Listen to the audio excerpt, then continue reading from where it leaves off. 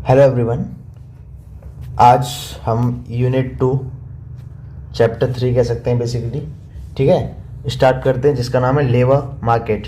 ठीक है, क्या है? Labour market. वैसे टेलीग्राम को आप टेलीग्राम ग्रुप को ज्वाइन कर सकते हैं। उसमें जो स्टैटिस्टिक रीडिंग है हमारी स्टैटिस्टिक रीडिंग वो हमने ब्लैंचर्ड जी की हैं, उनको मैंने उसमें अपलोड कर दिया है। आप वहाँ से स्टैटिस्टिक रीडिंग से भी हेल्प ले सकते हो।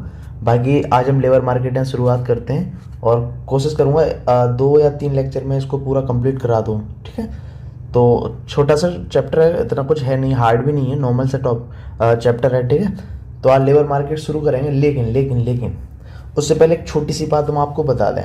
ठीक है, जैसा कि आप पिछले सेमेस्टर में पढ़ के आए होगे, शॉर्ट रन होता है एक मीडियम रन, एक long run. Short run, medium run और लॉन्ग रन होता है ना। अभी तक जो हमने पढ़ा था ना पिछला चैप्टर ISLM मॉडल, ये शॉर्ट रन में पढ़ा था। शॉर्ट रन क्या है, यदि किसी को नहीं पता तो मैं बता दूं। शॉर्ट रन वो होता है जिसमें कुछ वेरिएबल होते हैं, कुछ फैक्टर्स होते हैं जो फिक्स्ड होते हैं। ठीक है, वो हाल फिलहाल चेंज नहीं होते। जैसे कैपिटल में कई मशीन वगैरह होती हैं, ठीक है, तो चेंज नहीं कर सकते। लैंड चेंज नहीं कर सकते, हाँ इतनी सी ज़मीन है, इतने में ही काम करना है। लेकिन जो रॉ मटेरियल होता है वो वेरी करता रहता है। वो शॉर्ट रन है। थोड़ा सा ही बता रहा हूँ, ज़्यादा डिटेल में नहीं जाऊँगा क्योंकि बहुत सिंपल सी चीज़ है और पता होनी चाहिए तुम्हें पहले से। फिर एक मीडियम रन होता है और उसका एक होता है लॉन्ग रन। मीडियम रन में भी यही सीन होगा, कुछ चीज़ें होंगी रॉ मटेरियल के अलावा, बाकी ज़्यादातर फिक्स्ड कम होने लगेंगी। रॉ मटेरियल होगा, हर चीज़ वेरी करने लगेगी। कुछ चीज़ें होंगी जो फिक्स्ड होंगी, ठीक है, जैसे लैंड वगैरह हो गई। लॉन्ग रन में क्या होगा, लॉन्ग रन में और ज़्यादा हो जाएगा, यहाँ हर चीज़ वेरिएबल होने लगेगी। ठीक है, हर चीज़ वेरी करने लगेगी, चेंज करने लगेगी, तो ये सब है। ठीक है, तो नॉर्मल सी बात है। अभी तक जो हमने ISLM मॉडल पढ़ा था वो शॉर्ट रन में पढ़ा था, इसलिए तुमने ध्यान दिया होगा। तो जब LM पढ़ाया था मैंने, तो LM में फॉर्मूला बताया था nominal money upon price level, और ये प्राइस लेवल पे हमने ऊपर बार लगाया था, मतलब कांस्टेंट माना था प्राइस लेवल को। ठीक है, क्या माना था? कांस्टेंट, क्योंकि प्राइस लेवल है वो शॉर्ट रन में चेंज नहीं करती, वेरी नहीं करती। लेकिन लेकिन लेकिन अब हम पढ़ेंगे लेबर मार्केट। देखो, पहली बात तो मैक्रो इकोनॉमिक्स सही है, कोई भी चीज़ कांस्टेंट मान नहीं सकते, लेकिन हर चीज़ को एक तरीका होता है समझने का। तो धीरे धीरे उस कांस्टेंट को हम नॉर्मल करते जाएंगे और फिर आगे पढ़ते जाएंगे। ठीक है, स्टेप से पढ़ेंगे, कदम से कदम बढ़ा के चलेंगे। ठीक है, तो अब इस चैप्टर में पूरे में हम क्या करेंगे, प्राइस लेवल को चेंज करेंगे, वेरी करेंगे, यानी कि हम मीडियम रन में पहुंच चुके हैं। जब आप ब्लैंक चार्ट की PDF भी देखोगे, मतलब सॉरी बुक, यदि मैं आपको दिखाता हूँ, ये उनकी बुक है। ठीक है, ठीक है, ये जो सस्ते रेटिंग में दिए हुए हैं, यदि आप देख सकते हो, यहाँ भी देखा होगा, कलर चेंज कर लेता हूँ।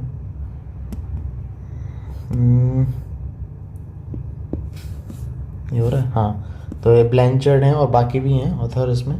ठीक है, अब इनकी बुक में आप देखोगे तो जो आपका पहले कंटेंट दिया हुआ है शुरू में, स्क्रॉल करता हूँ बस, जस्ट वेट अ मिनट। हाँ, तो देखो शॉर्ट रन में हम पढ़ के आए गुड्स मार्केट, फाइनेंशियल मार्केट यानी मनी मार्केट।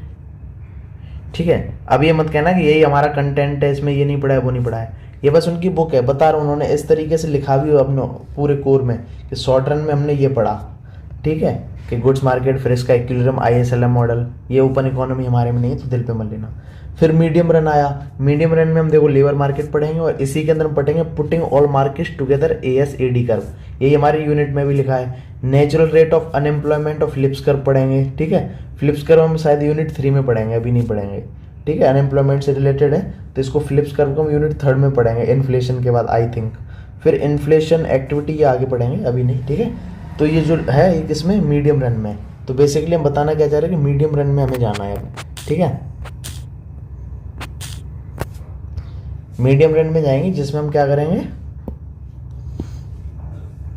मीडियम रन में जाएंगे जिसमें हम प्राइस लेवल को वेरी करेंगे।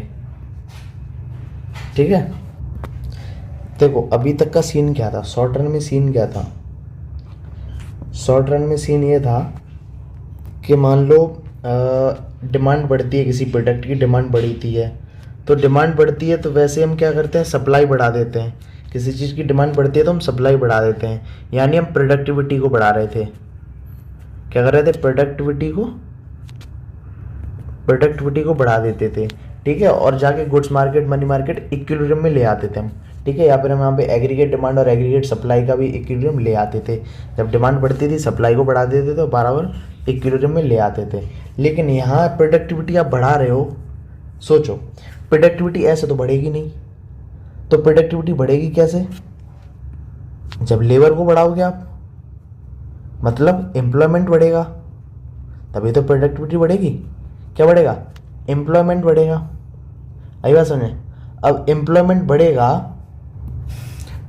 तो अनएम्प्लॉयमेंट क्या होगा? कम हो जाएगा। अनएम्प्लॉयमेंट क्या हो जाएगा? कम हो जाएगा।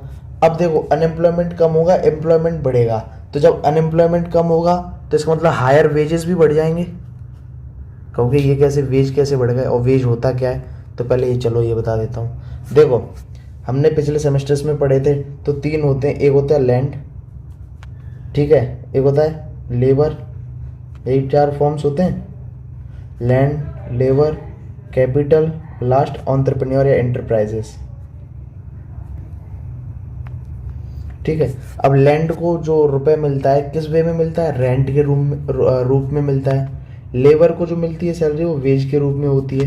कैपिटल को इंटरेस्ट मिलता है, ठीक है, एंटरप्राइजेस को प्रॉफिट। तो बेसिकली हम यहाँ बात कर रहे हैं लेबर मार्केट की, तो उसमें हमें क्या पढ़ना है? वेज। उनका वेज कैसे डिटरमाइन होगा, कैसे इक्विलिब्रियम में लाया जाएगा, कैसे फर्म डिफेंड करेगी, कैसे लेबर अपनी तरफ से डिफेंड करेंगे, क्या होगा क्या नहीं होगा, वो सब हम इसमें जानेंगे। तो बात करते हैं हायर वेज की। वेज क्यों बढ़ेगा जब अनएम्प्लॉयमेंट कम होगा? तो देखो अनएम्प्लॉयमेंट कम है, एम्प्लॉयमेंट ज़्यादा है, ज़्यादा लोग काम कर रहे हैं, तो सिंपल सी बात है ज़्यादा लोगों को वेज देना पड़ेगा, तो वेज बढ़ जाएगा ना, ये चीज़ यहाँ चला जाएगा ना ज़्यादा पैसा, क्योंकि आपने लेबर को बढ़ा दिया है, एम्प्लॉयमेंट बढ़ गया है, तो हायर वेज हो जाएगा। अब वेज बढ़ेगा तो प्रोडक्टिविटी भी बढ़ी है, और प्रोडक्टिविटी बढ़ी, वेज बढ़ा है, तो फर्म का पैसा क्या है? तो फर्म क्या करेगी? जो भी आउटपुट है, जो भी यूनिट बनाई जा रही है उसकी कॉस्ट बढ़ जाएगी। जो प्रोडक्शन हो रहा है, PDN लिख दे रहा हूँ मैं, ऐसे लिख दे रहा हूँ PDN, प्रोडक्शन कॉस्ट बढ़ जाएगी। प्रोडक्शन कॉस्ट बढ़ेगी मतलब तो वो क्या करेगा? उस जो भी आउटपुट आ रहा है उसकी प्राइस लेवल को बढ़ा देगा। प्राइस लेवल मतलब प्राइस बढ़ा देगा, तो प्राइस लेवल बढ़ जाएगी। देखो फिर से समझो, कंफ्यूज मत हो, समझो।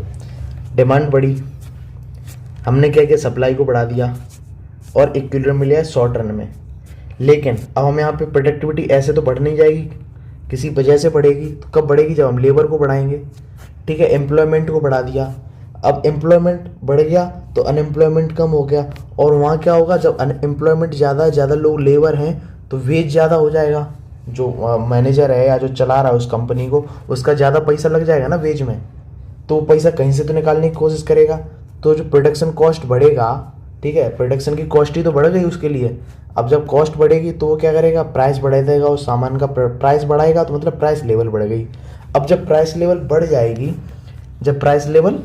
जाएगी, तो सीन क्या होगा? अब जो लेबर है तुम्हारा वो फिर से डिमांड करेगा और वेज की, क्योंकि उनको भी तो वही प्रोडक्ट खरीदना पड़ेगा ना, कमोडिटी वो भी तो खरीदेंगे, लेकिन उसकी प्राइस बढ़ गई है, इनका वेज पहले वाला था, तो अब इनकी डिमांड फिर बढ़ जाएगी, ये चाहेंगे वेज फिर बढ़े, ये भी ये चाहेंगे, ठीक है, फिर इनकी बढ़ेगी तो फिर प्राइस लेवल बढ़ जाएगा, और एक कंटिन्यूस चलता रहता है। तो इसी चीज़ को हम समझेंगे आज, ठीक है। तो बेसिकली आज हम यही चीज़ समझेंगे, इसमें वेज डिटर्मिनेशन को पढ़ेंगे, ठीक है, कैसे डिटरमाइन करें कितना वेज होना चाहिए, ठीक है। फिर हम प्राइस डिटर्मिनेशन पढ़ेंगे कि फर्म क्या चाहेगी, कितनी प्राइस को हम रखें, कितना प्राइस दें, कितनी प्राइस आउटपुट की रखें, ठीक है। तो प्राइस डिटर्मिनेशन, ठीक है, इसको समझेंगे। फिर इन दोनों के इक्विलिब्रियम को समझेंगे, या उसको बोलते हैं नेचुरल रेट ऑफ एम्प्लॉयमेंट, ठीक है। यही सब पढ़ना है, बेसिकली कंटिन्यू दिखा दे रहा हूँ मैं, पढ़ना क्या क्या है आज। नीचे में लिखा है मे बी, हाँ। तो देखो ये तुम्हारा कंटेंट है, ये पढ़ना है आज। सबसे पहले लेबर मार्केट पढ़ेंगे, सम टर्म समझेंगे, लेबर मार्केट है क्या, क्या लेबर है, कौन एम्प्लॉयमेंट होता है, क्या अनएम्प्लॉयमेंट होता है, ये सब समझेंगे। उसके बाद वेज डिटर्मिनेशन पढ़ेंगे कि कैसे वेज को डिटरमाइन किया जाए। तो कैसे कैसे कुछ तरीके उसे एक्सप्लेन करने के कि बार्गेनिंग पावर जिसकी अच्छी होगी वेज वालों की, मतलब लेबर की, तो उतना अच्छा स्किल्ड होगा, उतनी ज़्यादा बार्गेनिंग पावर होगी, उतना ज़्यादा डिटरमाइन ही अपना वेज को बढ़ा सकते हैं। इफ़िशियंसी वेज समझेंगे, उसमें मिनिमम वेज लॉ समझेंगे जो 1948 में आया था, ठीक है, गवर्नमेंट ने पास किया था, उसको समझेंगे। फिर वेज डिटर्मिनेशन को समझेंगे, ठीक है। उसके बाद हम प्राइस डिटर्मिनेशन को समझेंगे, और फिर लास्ट में नेचुरल रेट ऑफ अनएम्प्लॉयमेंट, ये पूरा नहीं लिखा है, ठीक है। Unemployment, natural rate of unemployment को समझेंगे। फिर द वेज सेटिंग रिलेशन, ये आता था कैसे लिखा है। फिर प्राइस सेटिंग रिलेशन, ठीक है। फिर इनके इक्विलिब्रियम को समझेंगे और फिर नेचुरल रेट ऑफ एम्प्लॉयमेंट समझेंगे। यहाँ अनएम्प्लॉयमेंट है, यहाँ एम्प्लॉयमेंट समझेंगे, ठीक है, ठीक है। तो इतनी चीज़ें हमें पढ़नी है। आज क्या कोशिश करूँगा मैं कि आज कितना कवर करा ले जाऊँ, तो आज मैं कोशिश करूँगा आपको प्राइस डिटर्मिनेशन कंप्लीट करा दूँ। ये इक्विलिब्रियम है, इसको हम अगले लेक्चर में बताएंगे। तो कोशिश करूँगा इतना कंटेंट आज कंप्लीट हो जाए, ये हमारा आज का गोल रहेगा, एम रहेगा, ठीक है। तो अब शुरू करते हैं लेबर मार्केट या सम टर्म्स, उसके कुछ टर्म्स को समझते हैं। बेसिकली हम बैकग्राउंड या इंट्रोडक्शन समझते हैं लेबर मार्केट का, ठीक है। चलो शुरू करते हैं। मैंने लिख लिया है, आपका टाइम सेव हो। तो देखो लेबर मार्केट सम टर्म्स, तो इसमें पहले समझते हैं कि नॉन इंस्टीट्यूशनल सिविलियन पॉपुलेशन क्या होती है। तो नॉन इंस्टीट्यूशन सिविलियन पॉपुलेशन क्या होती है, वो पॉपुलेशन जैसे डिफेंस, अंडर एज या बिहाइंड बार्स, जो बार्स के सलाखों के पीछे हैं, ठीक है। अंडर एज जिसकी एज ही नहीं हुई है, जैसे 14 से नीचे है, मान लो कहीं कहीं अलग अलग सिचुएशन होती है, कोई 16 मानता है, कोई 18 मानता है, कोई 14 मानता है, ठीक है। हर कंट्री का अपना अपना है। तो अंडर एज है, उसकी भी एलिजिबिलिटी नहीं हुई है कि वो वर्क करे या लेबर वर्क में जाए, इधर वर्किंग कंडीशन वगैरह को सोचे, सब एक्सेट्रा, ठीक है। तो अंडर एज है या एज को पार ही कर चुका है, ठीक है। या फिर वो डिफेंस में, तो डिफेंस वालों को भी हम सिविलियन पॉपुलेशन में नहीं जोड़ते, और बिहाइंड बार जो सलाखों वगैरह में होता है वहाँ भी काम है, लेकिन हम इसको यहाँ नहीं जोड़ते हैं, ठीक है। और डिफेंस को भी नहीं जोड़ते, ये ध्यान रखना। तो होती है नॉन इंस्टीट्यूशन सिविलियन पॉपुलेशन। फिर सिविलियन लेबर फोर्स क्या होती है, तो सिविलियन लेबर फोर्स वो फोर्स होती है जो वर्किंग पीपल या तो वर्क कर रहे हैं कहीं, या फिर लुकिंग फॉर जॉब, जो कहीं जॉब ढूंढ रहे हैं, ठीक है। तो क्या है, वर्किंग पीपल होते हैं जो पहले से वर्क कर रहे हैं, मतलब एम्प्लॉयड हैं पहले से, ठीक है। वो लोग सिविलियन लेबर फोर्स को बता रहा हूँ कि सिविलियन लेबर फोर्स होती क्या है, कौन कौन लेबर में आते हैं। तो वर्किंग पीपल, और दूसरे वो जो सिर्फ जॉब ढूंढ रहे हैं, अभी है कुछ नहीं, बेरोजगार हैं, तो इनको हम और क्या कह सकते हैं, अनएम्प्लॉयड भी कह सकते हैं, ठीक है। और वर्किंग पीपल जो वर्क कर रहे हैं पहले ही से ऑलरेडी, तो उसको एम्प्लॉयड कहते हैं, ठीक है। तो लेबर फोर्स का एक्चुअली फॉर्मूला क्या बन जाएगा, एम्प्लॉयड पीपल प्लस अनएम्प्लॉयड, ठीक है। तो L equal to N plus U लिख दिया मैंने। लेबर फोर्स को L लिखा है, एम्प्लॉयड को मैंने N लिखा है, अनएम्प्लॉयड को U लिखा है, ठीक है। तो ये फॉर्मूला है एक तरह से। अब हम बात करेंगे पार्टिसिपेशन रेशियो की, कितने लोग पार्टिसिपेट करते हैं इस लेबर फोर्स के अंदर। तो वही पार्टिसिपेशन रेशियो कैसे निकालेंगे, तो ऊपर हमने लिखा लेबर फोर्स कि कितने लोग लेबर हैं, कितने लोग वर्क करना चाहते हैं, वर्क करने को खोज रहे हैं या कर रहे हैं, जो भी है, upon non institutional civilian population, कितनी पॉपुलेशन है जो इसमें आती नहीं है। तो ये पार्टिसिपेशन रेशियो निकाल सकते हैं यहाँ से।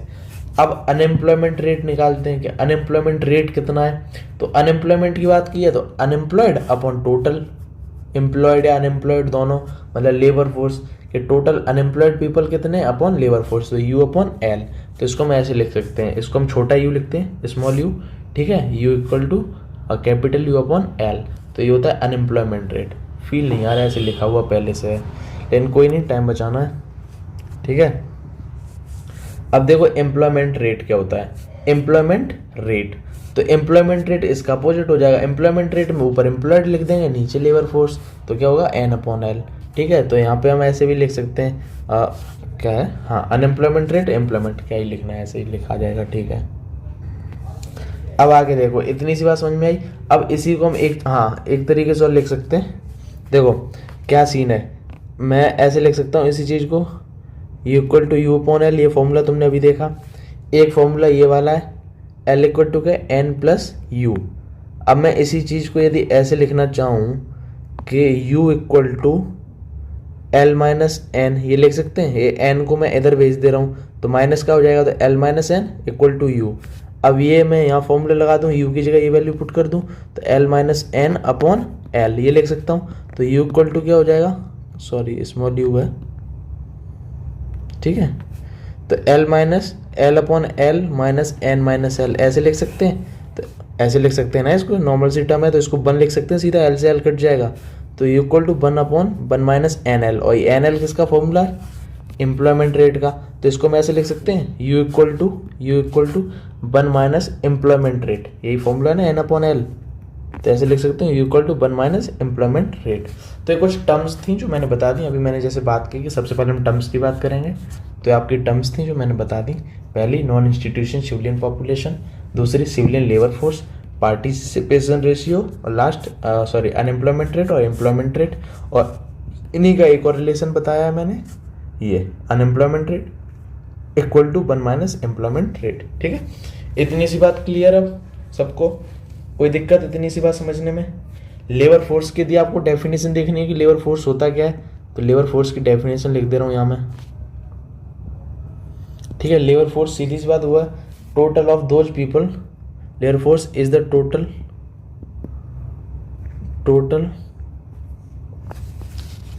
Of those people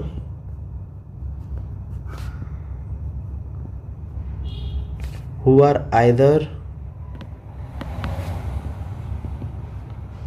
either working or searching for work या looking for job, या कुछ भी लिख दो, searching for work।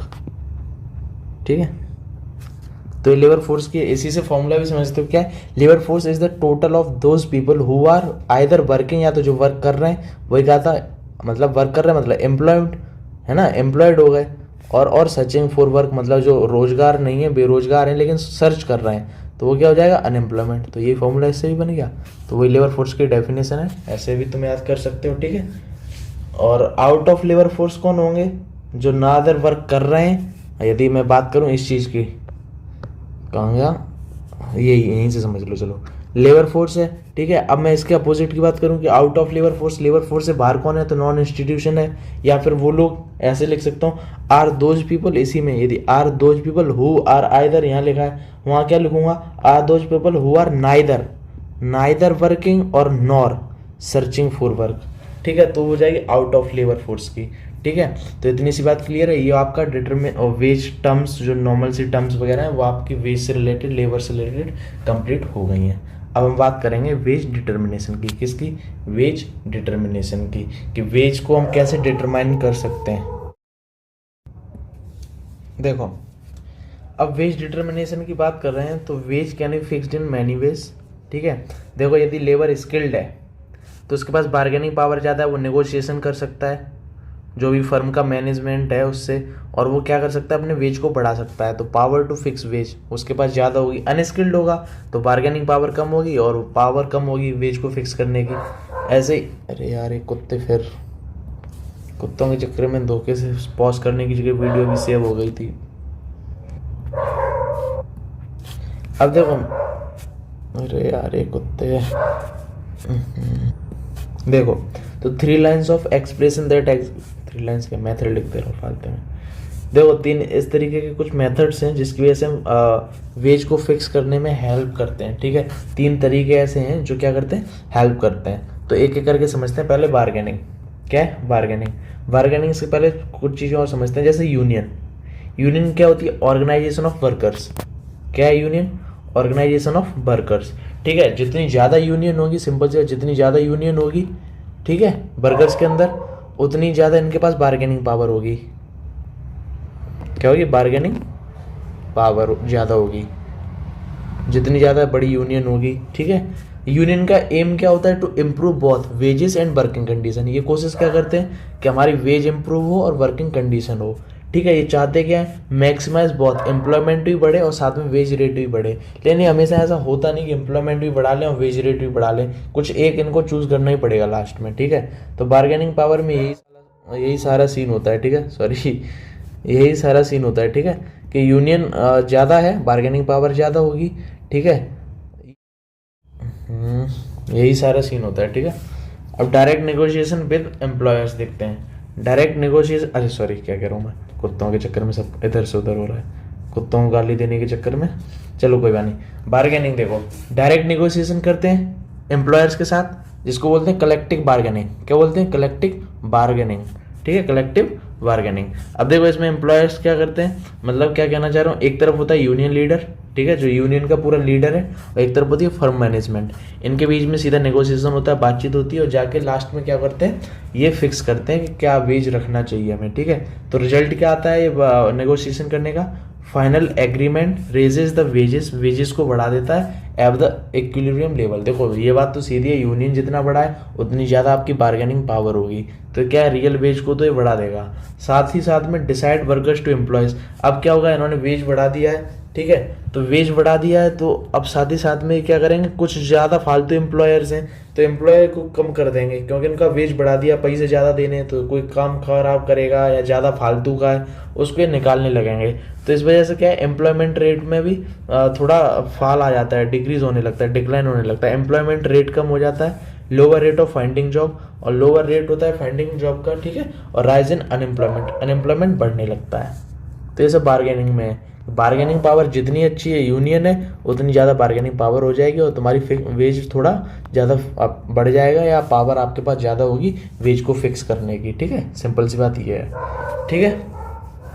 इसकी वजह से होगा क्या, इक्विलिब्रियम लेवल से थोड़ा वेज ज़्यादा हो जाएगा, ठीक है, और एम्प्लॉयर्स कम हो जाएंगे, क्योंकि मैनेजमेंट भी तो कुछ ना कुछ कोशिश करेगा अपना प्रॉफिट छापने का, ठीक है, तो इस वजह से एम्प्लॉयमेंट रेट में थोड़ा सा कम हो जाएगा, ठीक है, और इसका मतलब lower rate of finding job का मतलब सीधा बात अनएम्प्लॉयमेंट से है, ठीक है, अनएम्प्लॉयमेंट बढ़ जाएगा थोड़ा सा, ठीक है। अब बात करते हैं इफिशियंसी वेज की। दूसरा तरीका है वेज को डिटरमाइन करने की, तो है इफिशियंसी वेज। हालांकि इफिशियंसी में क्या होता है, हाई वेजेस हो जाते हैं, मनी को थोड़ा ज़्यादा बढ़ा देते हैं, वेज मतलब मनी वेज की फॉर्म में ज़्यादा चली जाती है, जो लेबर है उसको थोड़ा वेज ज़्यादा दे देते हैं। यदि नॉर्मल 500 रुपये चल रहा है तो ये 500 नहीं, इसको 800 रुपये दे देंगे कि भाई तू रहे 800 रख, कोई दिक्कत नहीं हमें। तो जो रियल है उनका उससे थोड़ा सा ज़्यादा पैसा इनको दे देते हैं। Above the level of demand and supply, जो डिमांड और सप्लाई है लेबर की, उसमें पैसे की, वेज की, ठीक है, उससे थोड़ा सा ज़्यादा इनको वेज दे देते हैं। क्यों देते हैं, वाई, तो मोर इफिशिएंट एंड प्रोडक्टिव। इससे क्या है, ये ज़्यादा इफिशिएंट रहेंगे, इधर उधर भागेंगे नहीं, ज़्यादा प्रोडक्टिविटी करेंगे कि हमें पैसे ज़्यादा मिल रहे हैं, ठीक है। तो इसकी वजह से क्या होगा, कई तरीके के एक्सप्लेनेशन भी दे रखे अलग अलग इकोनॉमिस्ट ने कि इफिशियंसी वेज क्यों रखते हैं, मतलब वेज को हम क्यों बढ़ा देते हैं, एक्स्ट्रा क्यों देते हैं, क्यों पोस्टुलेट करते हैं। तो देखो पुअर कंट्रीज में क्यों करते हैं, ताकि वेज बढ़ेगा तो इंसान की लिविंग स्टैंडर्ड थोड़ा बेटर हो जाएगा, ठीक है, ज़्यादा न्यूट्रिटिव, ज़्यादा अच्छा खाना खाएंगे, बॉडी स्टे रहेगी, मेंटली फिजिकली बढ़िया रहेंगे। तो पुअर कंट्री में ये सिचुएशन होती है, इकोनॉमिस्ट ने बताई है कि इसलिए हम वेज को थोड़ा सा ज़्यादा देते हैं उनके जो नॉर्मल होता है उससे, ठीक है। एडवांस कंट्री में क्या सीन है, जो कंट्री पहले से ही एडवांस है उसमें वेज क्यों बढ़ाते हैं, इफिशियंसी वेज।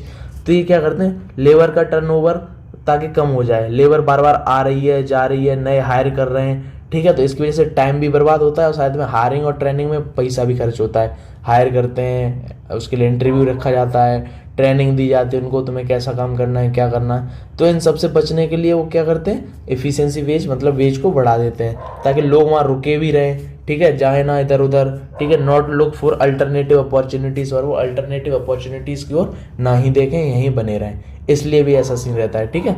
तो इतनी सी बात क्लियर हुई। अगला देखो, और इकोनॉमिस्ट क्या कहते हैं, maintaining that paying higher wages, क्या करते हैं, reduce adverse selection. Adverse selection को रिड्यूस करने के लिए भी लोग करते हैं। मतलब क्या है, एडवर्स सिलेक्शन क्या होता है, कई लोग क्या करते हैं, एडवर्स सिलेक्शन समझो पहले क्या होता है।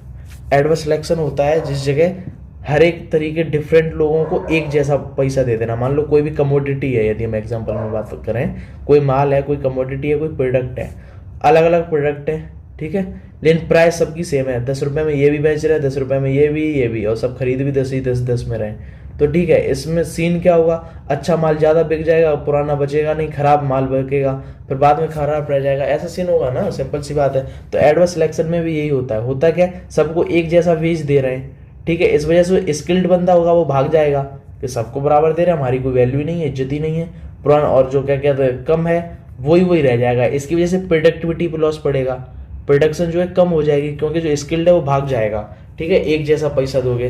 तो इस चीज़ को रिड्यूस करने के लिए सेम वेज को, मतलब सेम वेज ज़्यादा होगा तो स्किल्ड लेबर कम हो जाएगा, अनस्किल्ड बचेगा, प्रोडक्टिविटी कम हो जाएगी। तो वही बात कर रहे हैं, तो इसकी वजह से भी वेज को बढ़ा देते हैं ताकि एडवर्स सिलेक्शन वाली सिचुएशन ना फंसे, सेम वेज वाली। तो सबका पहले से ही पैसा बढ़ा के रख दिया है, ना कोई भागेगा, स्किल्ड भी बनी रहे, अनस्किल्ड भी, सबकी ज़रूरत होती है, सब बने रहें, ठीक है।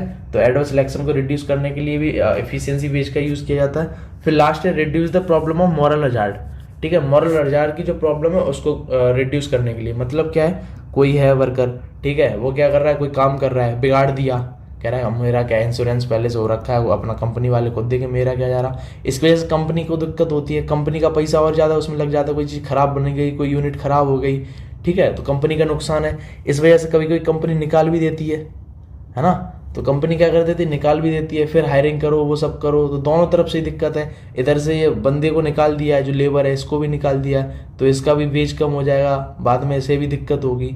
तो ये सब ना हो इसलिए क्या करते हैं, पहले से पैसा बढ़ा देते हैं ताकि उसकी रेस्पॉन्सिबिलिटी बढ़ जाए काम को लेकर, कि हमारा पैसा बढ़ा दिया है तो रेस्पॉन्सिबिलिटी भी हमारी कुछ बनती है, ठीक है, नहीं तो निकाला जाएगा तो उसे भी डर लगेगा, क्योंकि इतना पैसा कहीं और मिलेगा नहीं, यहाँ पहले से पैसा बढ़ा के दे रहे हैं ये लोग, ठीक है, तो उनकी एक रेस्पॉन्सिबिलिटी हो जाती है, जिम्मेदारी होती है, ज़्यादा प्रोडक्टिव हो जाते हैं, ठीक है, और काम अपना समझ के करने लगते हैं। तो ये इस चीज़ को भी रिड्यूस करने के लिए एफिशिएंसी वेज का यूज़ किया जाता है।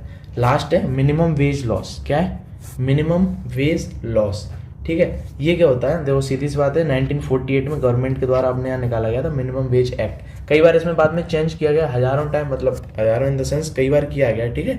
इसका ऑब्जेक्ट क्या होता है, डिस्ट्रीब्यूशन ऑफ इनकम, इनकम सब में इक्वल डिस्ट्रीब्यूशन हो, इक्वल, ठीक है, इक्वल डिस्ट्रीब्यूशन ऑफ इनकम हो।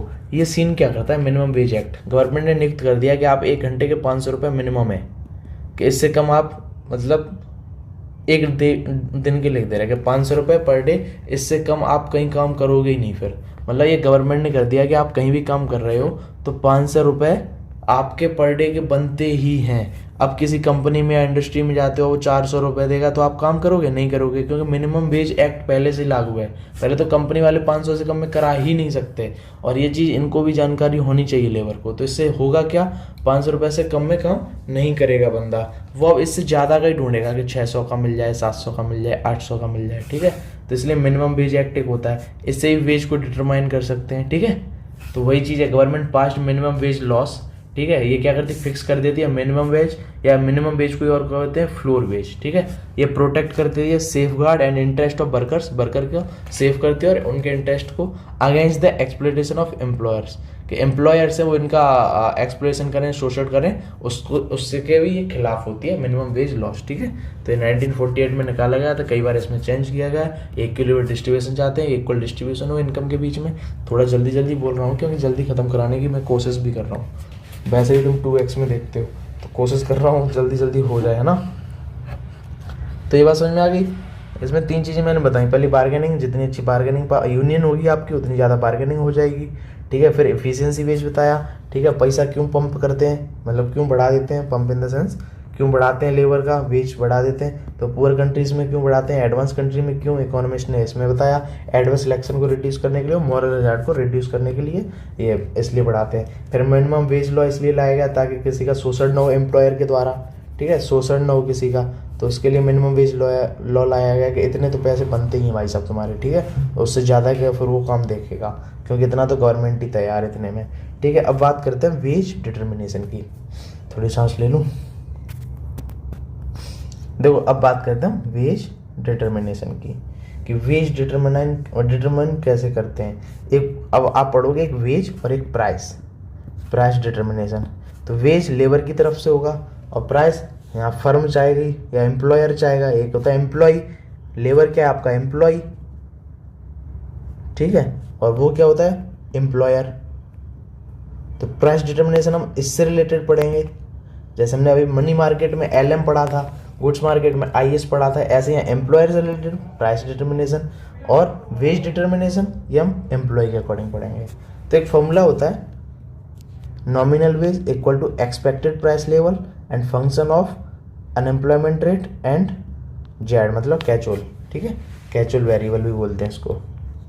अब समझो ये क्या है, W है आपका नॉमिनल वेज, मैंने पहले ही बता रखा है, रियल होता है एक नॉमिनल होता है, वहाँ बताया था रियल मनी सप्लाई और नॉमिनल, ऐसे ही यहाँ होता है नॉमिनल वेज और रियल वेज। तो सीन क्या होता है इनके बीच का, ये समझो।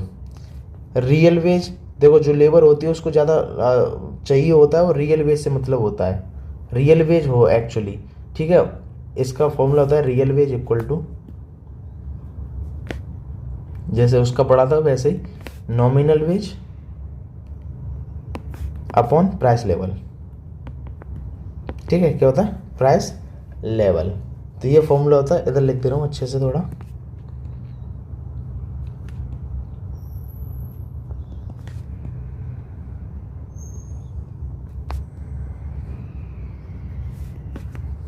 अपॉन प्राइस लेवल, ठीक है, nominal wage upon price level, ये है फॉर्मूला, ठीक है।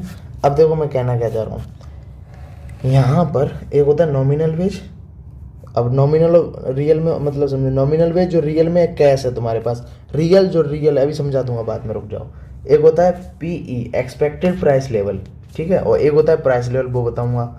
यू क्या है, एफ का मतलब फंक्शन है, फंक्शन क्या है, एक है अनएम्प्लॉयमेंट रेट, लिखते हैं ना जैसे मैथ में लिखते हैं कि इसका फंक्शन ये वो वगैरह, ठीक है, तो वैसे function of unemployment rate and Z आपका कैजुअल वेरिएबल। बताऊंगा जेड क्या है, पूरा तरीके से बताऊंगा जेड और बेसिकली क्या है, ठीक है। तो अभी नॉमिनल वेज समझो, नॉमिनल वेज क्या है। तो नॉमिनल वेज वो वेज होता है जो रियल में मान लो आपको वेज मिल रहा है, कंपनी दे रही है आपको 500 रुपये, ठीक है, कितने दे रही है, 500 रुपये दे रही है एक दिन के, ठीक है, पर डे के कितने दे रही है, 500, ठीक है। प्राइस लेवल उस समय मान लो 1 है, प्राइस लेवल तो बताइए क्या है, तो रियल वेज आपका क्या होगा, 500 रुपये। अब मान लो प्राइस लेवल बढ़ गई, प्रोडक्टिविटी बढ़ी या किसी भी कारण प्रोडक्शन कॉस्ट बढ़ने की वजह से प्राइस लेवल बढ़ गई, तो रियल वेज इक्वल टू, मान लो प्राइस लेवल बढ़ के हो गई 2, तो 500 रुपये अपॉन 500 अपॉन 2, तो कितना है 250। तो रियल वेज जो क्या हुआ, वो क्या हुआ 250। यानी कि जो चीज़ हम पहले 500 रुपये में खरीद सकते थे, ठीक है, या जो चीज़ हम 500 रुपये, मान लो पहले 500 रुपये हम 2 चीज़ें खरीद रहे थे, 2 यूनिट खरीद रहे थे, ठीक है, अब वो चीज़ हम 1 यूनिट भी नहीं खरीद पा रहे ढंग से, मतलब समझ रहे, अब वही 500 रुपये में हम 1 यूनिट खरीद पाएंगे। देखो मैं कहना क्या चाह रहा हूँ, अच्छे से समझ, रुको, देखो, real wage upon nominal equal to nominal wage upon price level, ठीक है। नॉमिनल वेज मतलब मान लो पहले 500 रुपये थे आपकी, नॉमिनल वेज जो दिया आपको एम्प्लॉयर ने, अपॉन प्राइस लेवल मान लो था तब 1, तो 500 रुपये ही रियल वेज हो गई आपकी। अब बाद में क्या हुआ, प्राइस लेवल बढ़ गई, किसी कारण इन्फ्लेशन हुआ, महंगाई हो गई, और प्राइस लेवल बढ़ के आपकी कितनी हो गई, 2 हो गई, तो 500 500 अपॉन 2। अब कितनी होगी, रियल वेज कम है, तो रियल वेज आपकी कम है, नॉमिनल वेज ज़्यादा है, ठीक है। अब मान लो कोई चीज़ 250 रुपये में, मतलब 250 रुपये में 1 यूनिट आती थी, ठीक है, ठीक है, क्या 1 यूनिट आती थी, पहले हम क्या खरीद पा रहे थे, 2 यूनिट खरीद पा रहे थे, ठीक है, नॉमिनल वेज के 500 होने के। अब नॉमिनल वेज अभी भी 500 है, लेकिन अब 1 यूनिट ही सिर्फ खरीद पा रहे हैं हम, ठीक है, 1 ही यूनिट परचेज कर पा रहे हैं, क्योंकि हमने नॉमिनल वैल्यू तो उतनी, रियल कम हो गई हमारी। तो लेबर को जो फ़र्क पड़ता है वो लेबर को रियल से पड़ता है, रियल वेज में अंतर कितना है, ठीक है। तो इतनी सी बात क्लियर है, इसको रफ कर दूँ।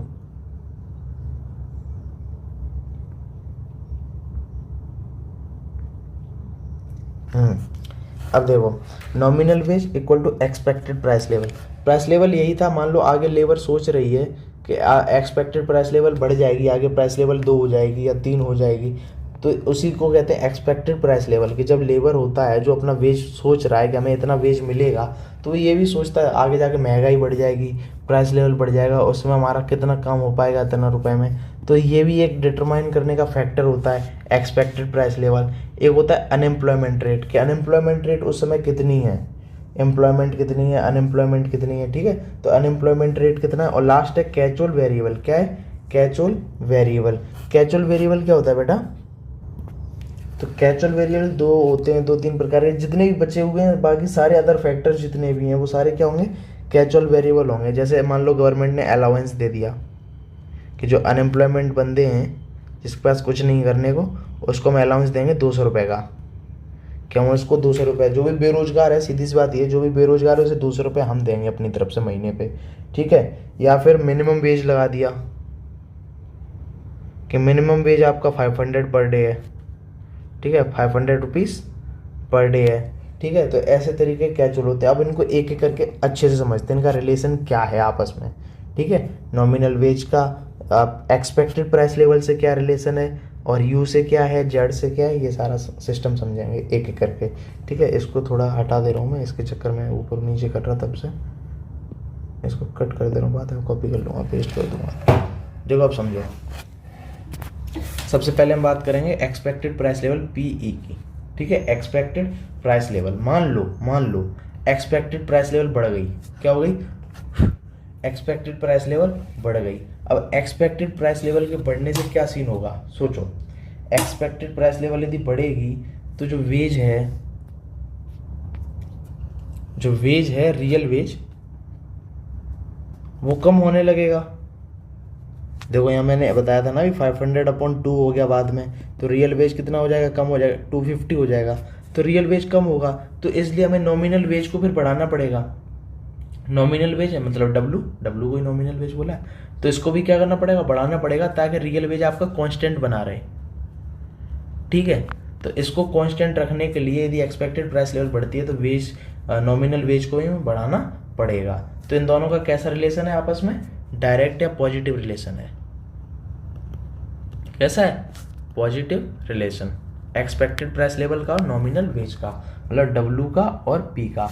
तो इसलिए हम यहाँ पे पॉजिटिव रिलेशन है, तो इसलिए हम यहाँ पे इसको पी के नीचे प्लस का सिंबल बना देते हैं। ठीक है, कि पॉजिटिव रिलेशन है डब्लू का और पी का, नॉमिनल वेज का और आपका एक्सपेक्टेड प्राइस लेवल का। अब अगला समझते हैं, अगला क्या था, अनएम्प्लॉयमेंट रेट यू। ठीक है, तो देखो इसको ऐसे लिख दे रहा हूँ, नंबर 1, ये 3 चीज़ें डिपेंड करेंगे, 3 वेरिएबल्स यहाँ लिखा भी है, डिपेंड्स ऑन 3 वेरिएबल्स। ठीक है, ये 3 वेरिएबल्स हैं जो डिपेंड्स करेंगे नॉमिनल वेज को या वेज डिटरमाइन करो। पहले एक्सपेक्टेड प्राइस लेवल 1, अब अनएम्प्लॉयमेंट रेट की बात करते हैं 2, अनएम्प्लॉयमेंट रेट यू। ठीक है, अब देखो मान लो यदि अनएम्प्लॉयमेंट गिरता है, अनएम्प्लॉयमेंट कम होता है, अनएम्प्लॉयमेंट कम होता है, अनएम्प्लॉयमेंट कम होगा तो क्या सीन होगा, अनएम्प्लॉयमेंट कम हो गया। ठीक है, अनएम्प्लॉयमेंट कम होगा तो नॉमिनल वेज बढ़ जाएगा। अभी बताता हूँ, रुक जाओ, नॉमिनल वेज क्या होगा, बढ़ जाएगा। देखो अनएम्प्लॉयमेंट कम हो गया, ठीक है, अनएम्प्लॉयमेंट रिड्यूस होगा तो नॉमिनल वेज बढ़ जाएगा, और ऐसे पहले लिख देता हूँ फिर बताता हूँ। और यदि अनएम्प्लॉयमेंट बढ़ेगा तो नॉमिनल वेज कम हो जाएगा, नॉमिनल वेज कम हो जाएगा। आप समझो कैसे, मान लो अनएम्प्लॉयमेंट बढ़ गया, ठीक है, क्या हुआ, अनएम्प्लॉयमेंट बढ़ गया, अब मतलब एम्प्लॉयड पीपल कम है, अनएम्प्लॉयड ज़्यादा, बेरोजगार ज़्यादा घूम रहे हैं, तो जो वेज होगा नॉमिनल वेज, जो गवर्नमेंट की बात कर रहा हूँ मैं, जो भी फर्म है या मैनेजर है या आपका एम्प्लॉयर है वो वेज कम देगा। क्यों कम देगा, अनएम्प्लॉयमेंट बढ़ चुका है। अब यदि आपको पैसा चाहिए होगा तो आप कुछ भी करके पैसा कमाने के लिए कहीं भी घुस जाओगे, चाहे पैसे 100 रुपये क्यों ना मिलें, 200 रुपये क्यों नहीं मिलें, क्योंकि अनएम्प्लॉयमेंट बहुत है, बेरोजगार लोग बहुत हैं, तो रोजगार के चक्कर में 100 रुपये में भी तैयार हो जाएंगे, तो वेज कम हो जाएगा। आई बात समझो फिर से मैं क्या कह रहा हूँ, अनएम्प्लॉयमेंट यदि बढ़ेगा, बेरोजगार ज़्यादा हो गए, एम्प्लॉयड कम है, बेरोजगार ज़्यादा हो गए, अब यदि कोई भी कहेगा हमारे पैसे बढ़ाओ, तो निकाल के हम अनएम्प्लॉयमेंट इतना है दूसरे को ले लेंगे, हम वेज बढ़ाएंगे ही नहीं, तो नॉमिनल वेज क्या हो जाएगा, बढ़ जाएगा। नॉमिनल वेज क्या होगा, कम हो जाएगा, क्योंकि अब हम देंगे ही नहीं किसी को पैसे ज़्यादा, क्योंकि यदि तुम ज़्यादा पैसे मांगोगे हम तुम्हें निकाल देंगे, फायर कर देंगे, हम दूसरा ले लेंगे, क्योंकि इतना ज़्यादा बेरोजगारी हो रखी है, तो वेज हम कम ही देंगे, मतलब हम सैलरी कम ही देंगे तुम्हें। ठीक है, तुम नहीं करोगे तो कोई और सही, तुम वो नहीं करेगा तो तीसरा आएगा, क्योंकि अनएम्प्लॉयमेंट बढ़ चुका है, बेरोजगार लोग बहुत हैं। ठीक है, तो हम सैलरी नहीं बढ़ाएंगे, हम वेज नहीं बढ़ाएंगे। अब यदि अनएम्प्लॉयमेंट बहुत कम है, लोग ज़्यादातर एम्प्लॉयड हैं, एम्प्लॉयमेंट बढ़ रहा है, सीधी सी बात है, तो एम्प्लॉयमेंट बढ़ रहा है तो लोग क्या करेंगे, यहाँ से छोड़ के तुम पैसे ढंग से नहीं दोगे, दूसरी जगह चले जाएंगे, तो दूसरी जगह चले जाएंगे, इसलिए हमें फिर वेज को बढ़ाना पड़ेगा ताकि दूसरी जगह ना जाएं। ठीक है, तो जब अनएम्प्लॉयमेंट बहुत कम है, एम्प्लॉयमेंट ज़्यादा होगा, यहाँ पे ऐसे भी ले सकता हूँ, एम्प्लॉयमेंट क्या होगा, ज़्यादा है, तो वेज भी हमें बढ़ाना पड़ेगा।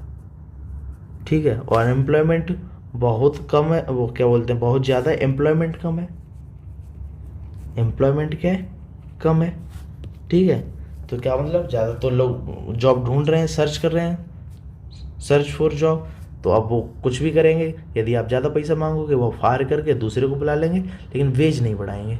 तो वेज क्या रखेंगे, कम रखेंगे, सैलरी कम देंगे, क्योंकि बहुत बेरोजगारी है, बहुत लोग हैं काम करने को, लोग 50 रुपये में तैयार हो जाएंगे करने को है, तो ऐसा है। तो यह इन्वर्स रिलेशन होता है, ठीक है, या नेगेटिव रिलेशन होता है इसका वेज से। ठीक है, अनएम्प्लॉयमेंट रेट का वेज से रिलेशन कैसा होता है, नेगेटिव होगा, इसलिए यहाँ पे हम नीचे नेगेटिव लिख देते हैं, इधर नेगेटिव यू के नीचे। ठीक है, अब जेड की बात करते हैं, जेड क्या है, कैजुअल वेरिएबल, ठीक है, इसको बोलते हैं कैजुअल वेरिएबल, या इतने अदर फैक्टर्स जिसका डायरेक्ट रिलेशन है नॉमिनल वेज के साथ। पहली बात करेंगे अनएम्प्लॉयमेंट इंश्योरेंस की या अलाउंस की।